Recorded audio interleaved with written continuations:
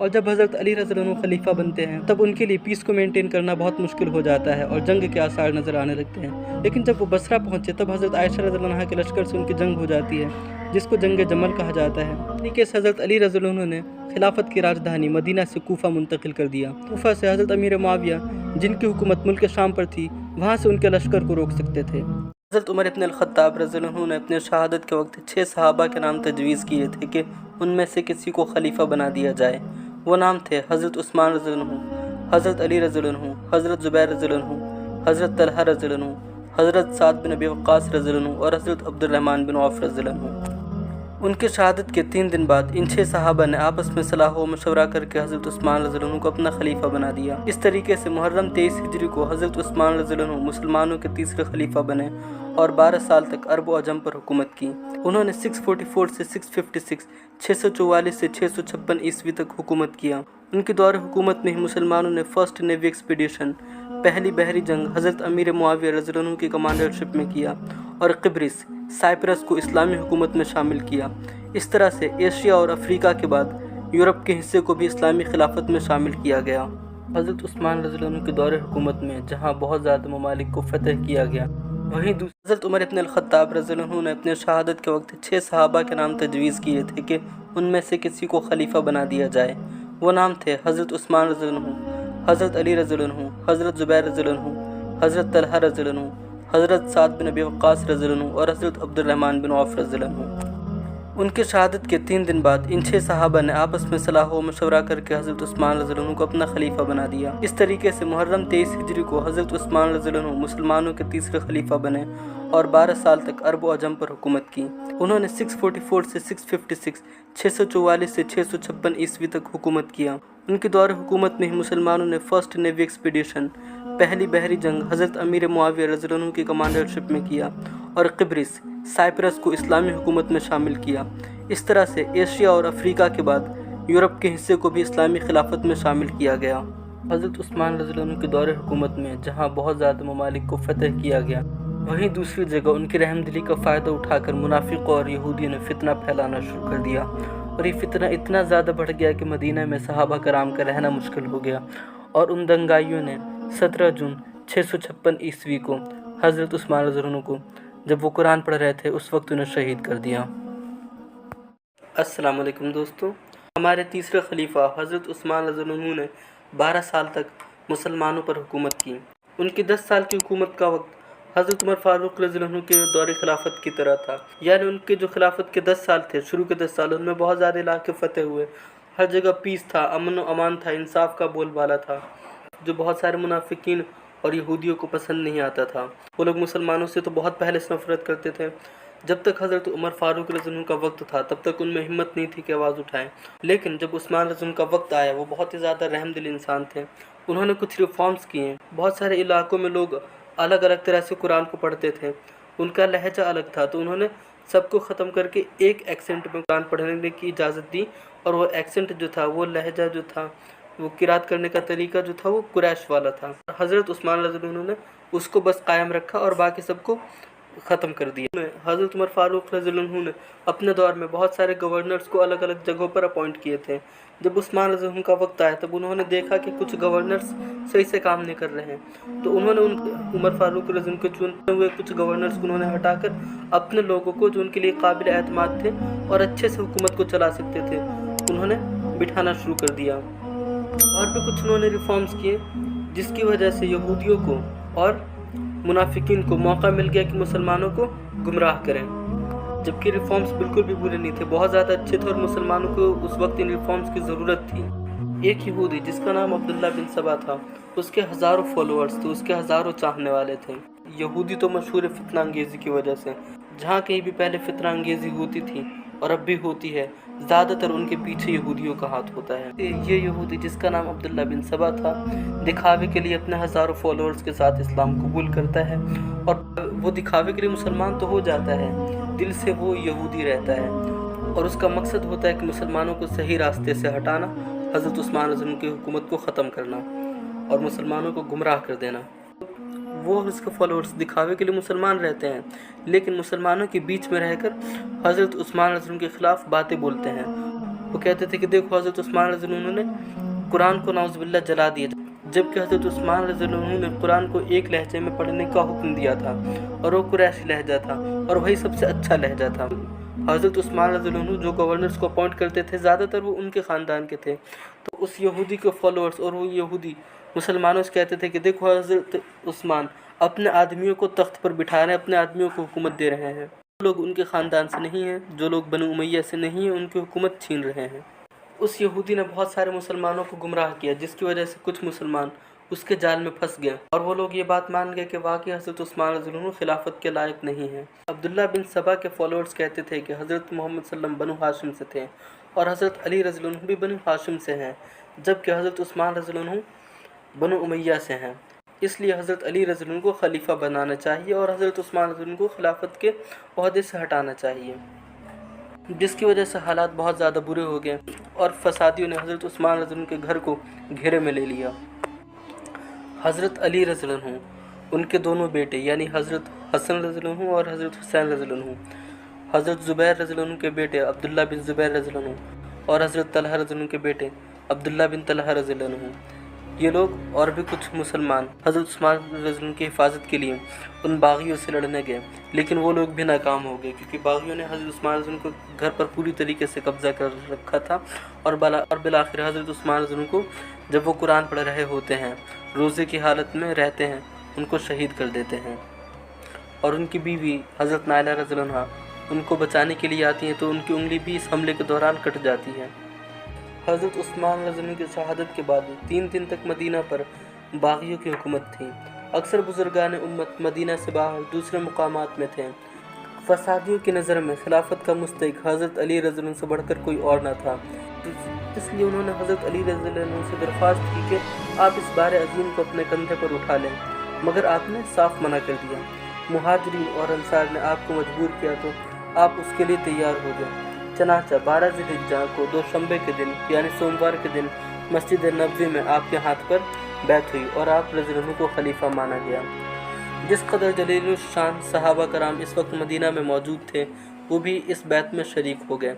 जो लोग उससे बचना चाहते थे वो शाम चले गए। बैत के बाद हज़रत अली रज़ियल्लाहु अन्हु ने नहायत शानदार खुतबा दिया, जिसमें उन्होंने हिकमत और दानाई मोती बिखेर दिए। अब सहाबा रज़ियल्लाहु अन्हु की एक जमात हज़रत अली रज़ियल्लाहु अन्हु की खिदमत में हाजिर होती है और उनसे दरख्वास्त करती है कि वो हज़रत उस्मान रज़ियल्लाहु अन्हु के कातिलीन से, जिन्होंने हज़रत उस्मान रज़ियल्लाहु अन्हु को शहीद किया है, उनसे क़िसास ले यानी उनसे बदला लें। मगर हर तरफ फसादियों का गलबा था, जिससे गवाही मिलने की कोई सूरत ना थी। इसलिए हज़रत अली रज़ियल्लाहु अन्हु ने फरमाया कि शहर में ज़रा सुकून हो जाए तो मैं इस मुकदमे को हाथ में ले लूँ।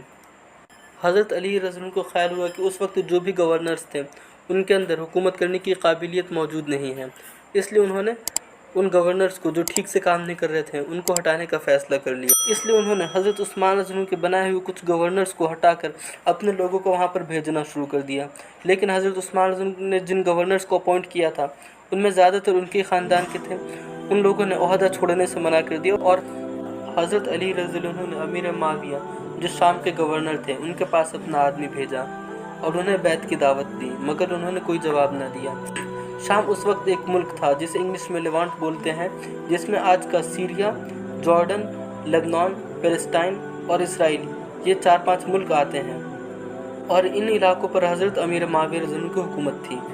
जब हज़रत अली रज़ियल्लाहु अन्हु ने अपने आदमी को हज़रत अमीर माविया रज़ियल्लाहु अन्हु के पास भेजा और कहा कि हज़रत अली रज़ियल्लाहु अन्हु की बैत को कबूल करें, लेकिन उन्होंने कोई जवाब न दिया और 3 महीने बाद उन्होंने अपने एक कासिद मदीना भेजा, जिसने दरबार खिलाफत में तकरीर करते हुए कहा कि शाम में 60,000 आदमियों को हज़रत उस्मान रज़ियल्लाहु अन्हु के खून आलूद कमीज़ पर आंसू बहाते छोड़ आया हूँ। जब तक वो उस खून का बदला ना ले लेंगे उनकी तलवारें नायाम में नहीं जाएंगी।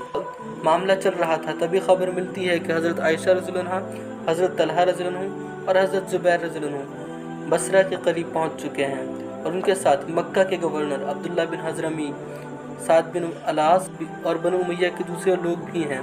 इस काफ़िले के सरदार और नमाज के इमाम हज़रत अब्दुर्रहमान बिन अताब बिन असद थे।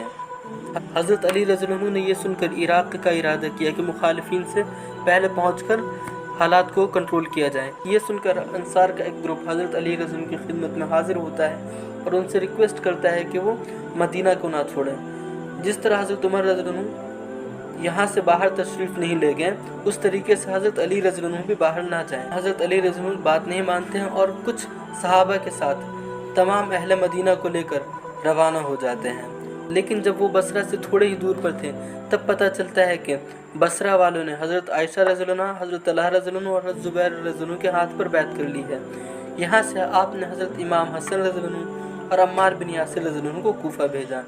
उन्होंने वहाँ जाकर देखा कि हज़रत अबू मूसा अशरी वाली कूफा मस्जिद में एक अजीम शान इज्तिमा के सामने तकरीर कर रहे हैं और लोगों को हथियार बेकार करने और गोशा नशीन होने की, यानी सिर्फ मस्जिद के कोने में बैठकर अल्लाह अल्लाह करने की और कुरान और हदीस पढ़ने की बात कर रहे हैं। हज़रत इमाम हसन रज़ी अल्लाह अन्हु ने मस्जिद में दाखिल होते ही उन्हें उसी वक्त निकल जाने का हुक्म दिया। इसके बाद उन्होंने और कूफा के एक बुज़ुर्ग ने, जिनका नाम हजर बिन अदी था, उन्होंने बड़ी असर अंगेज़ तकरीरें की और दूसरे दिन 9,500 सिपाही लेकर हज़रत अली रज़ी अल्लाह अन्हु के पास पहुँच गए। हज़रत अली रज़ी अल्लाह अन्हु ने अपने फ़ौज को नए सिरे से ऑर्गेनाइज़ किया और बसरा की तरफ रवाना हुए। वहाँ इस वक्त 3 किस्म के लोग थे।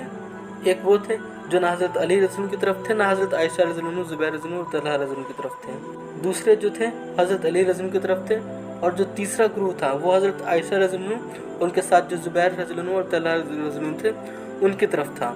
पहली जमात की कोशिश थी कि आपस में सुलह हो जाए। हज़रत अली रज़ी अल्लाह अन्हु और हज़रत आयशा रज़ी अल्लाह अन्हा की भी यही ख्वाहिश थी। सुलह के आसार साफ तौर से ज़ाहिर हो रहे थे।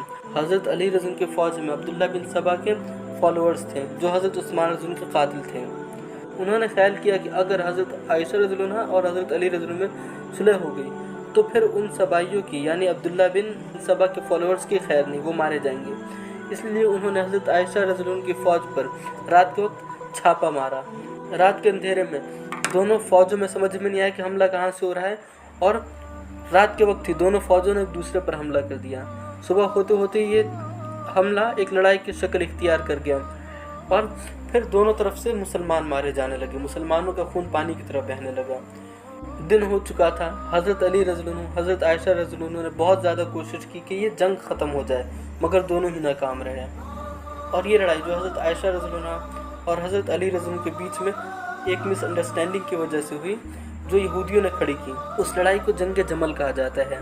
जमल का मतलब होता है ऊँट, और इस लड़ाई में हज़रत आयशा रज़ी अल्लाह अन्हा ऊँट पर बैठी हुई थी। लड़ाई जब शुरू होती है तो हज़रत अली रज़ी अल्लाह अन्हु तन्हा घोड़े पर सवार होकर मैदान में आते हैं और ज़ुबैर रज़ी अल्लाह अन्हु को बुलाकर कहते हैं, ज़ुबैर, क्या तुम्हें याद है कि रसूलुल्लाह सल्लल्लाहु अलैहि वसल्लम ने एक बार तुमसे कहा था कि एक रोज़ तुम नाहक अली से लड़ोगे?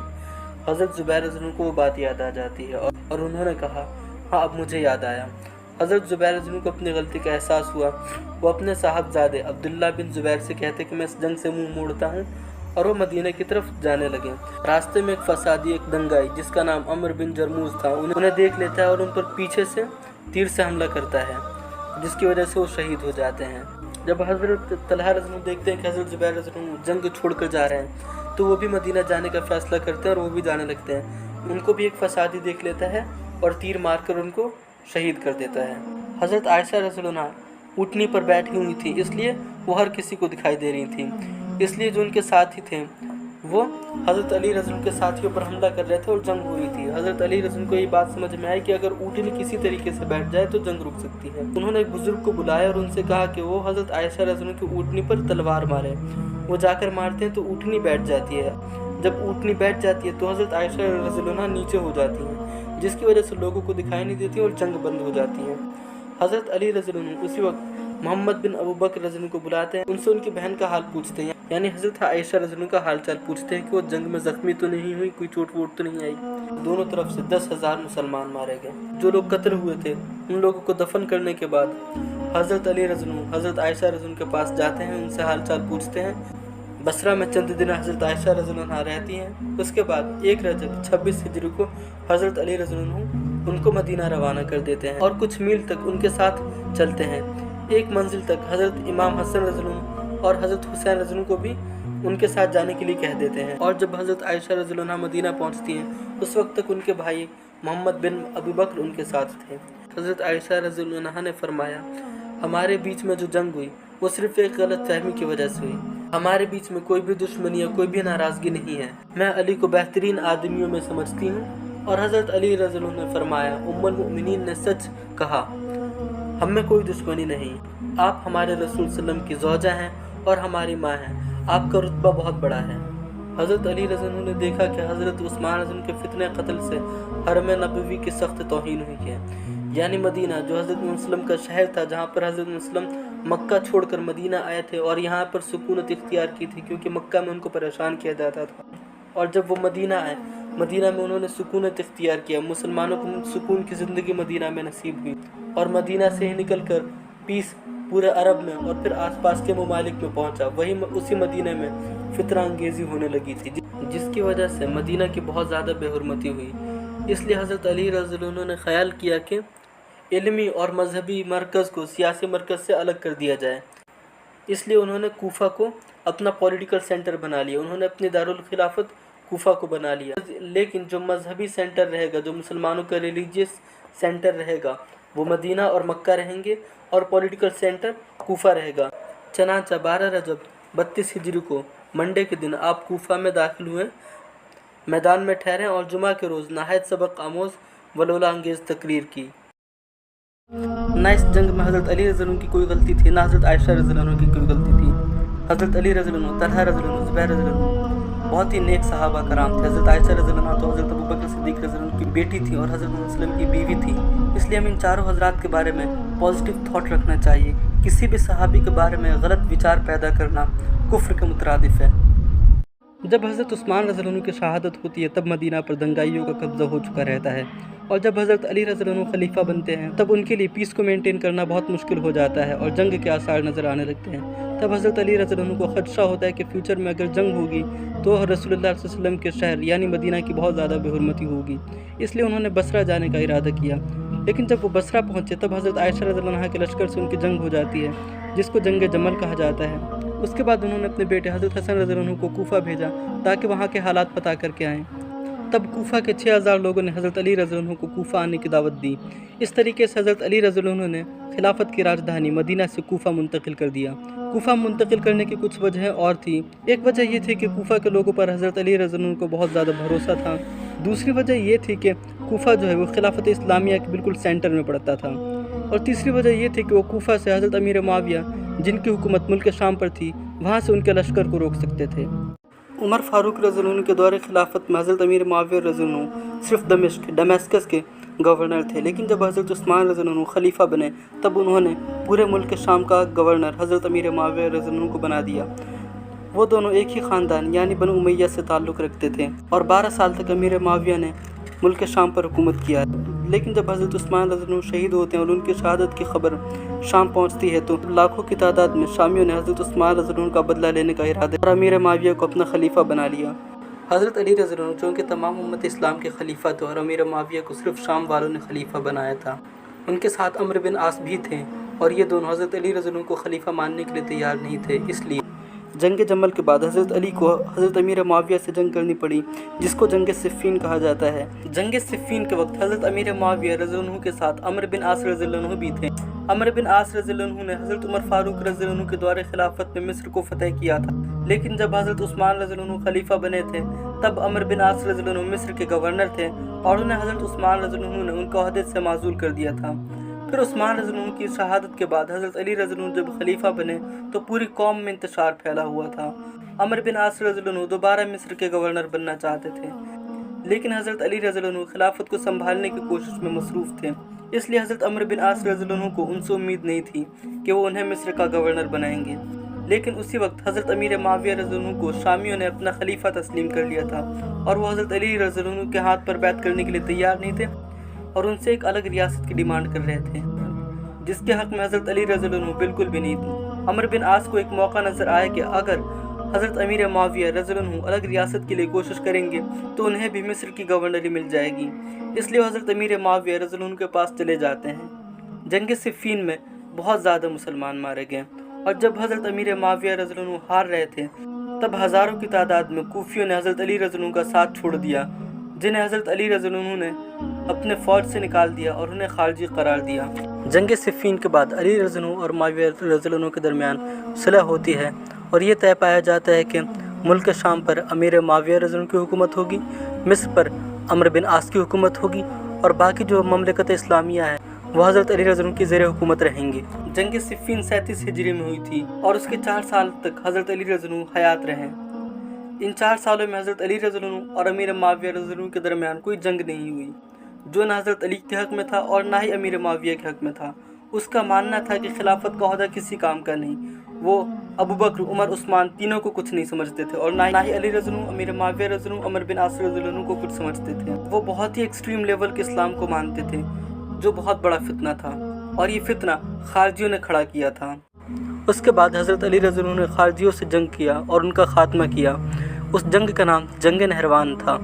उसके बाद 3 खारजी मिलते हैं और ये तय करते हैं कि उम्मत इस्लाम में जो इंतशार फैल रहा है वो 3 लोगों की वजह से फैल रहा है। वो अली, अमर बिन आस और मुआविया हैं। नाउज़ुबिल्लाह, अगर इन तीनों को कत्ल कर दिया जाए तो उम्मत से इंतशार ख़त्म हो जाएगा। इसलिए उन्होंने इन तीनों हज़रात पर हमला किया, लेकिन इत्तफ़ाक़ से अमीर मुआविया रज़ी अल्लाह अन्हु और अमर बिन आस रज़ी अल्लाह अन्हु बच जाते हैं। लेकिन अब्दुर्रहमान बिन मुलजिम नाम का खारजी कूफा की मस्जिद में जाकर छुप जाता है, और जब हज़रत अली रज़ी अल्लाह अन्हु नमाज़ पढ़ने के लिए मस्जिद जाते हैं तब उन पर हमला कर देता है और वो शहीद हो जाते हैं।